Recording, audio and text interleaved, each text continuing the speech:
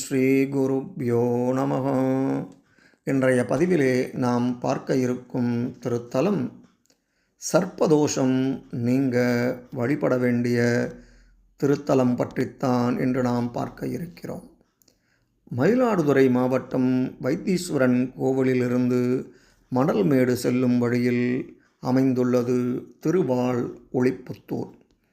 தேவார பாடல் பெற்ற இத்தல சிவபெருமானுக்கு மாதுளையால் அபிஷேகம் செய்ய சர்ப்பதோஷம் விலகும். முன்பு தேவர்களும் அசுரர்களும் அமிர்தம் பெற பார்க்கடலை கடைந்தனர். அப்போது வடவரை மலை மத்தாகவும் வாசுகி எனும் பாம்பு அதை கட்டும் கயிறாகவும் பயன்படுத்தப்பட்டது. கடைந்தபோது வலி தாங்க முடியாமல் வாசுகி விஷம் கக்கியது. அந்த பாவம் தீர தன்னுள் இருந்த மாணிக்கத்தை இங்குள்ள சிவனுக்கு சமர்ப்பித்து விமோசனம் பெற்றது. இதனால் சிவன் மாணிக்க வண்ணர் என்றும் அம்மன் வண்டமர்குழலி என்றும் பெயர் பெற்றனர். அர்ஜுனனின் தாகம் தீர்ப்பதற்காக முதிய ஒரு வடிவில் வந்தார் சிவபெருமான்.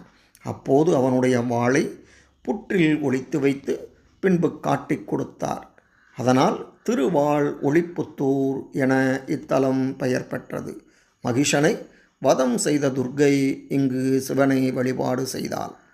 இவ்வளவு சிறப்புமிக்க இந்த திருத்தலத்திற்கு நாகதோஷத்தால் சர்ப்பதோஷத்தால் ஏற்பட்ட தடைகள் விலகி நன்மை ஏற்பட திருவாள் ஒளிப்புத்தூரில் குடிகொண்டிருக்கும் வண்டமர் குழலி உடனுரை மாணிக்கவண்ணர் என்ற சிவபெருமானுக்கு மாதுளை அபிஷேகம் செய்து எல்லா வளமும் நலமும் பெற வேண்டிக் கொள்ளுங்கள். அடுத்த பதிவிலே இன்னொரு திருத்தலத்துடன் உங்களை சந்திக்கிறேன். நன்றி, வணக்கம்.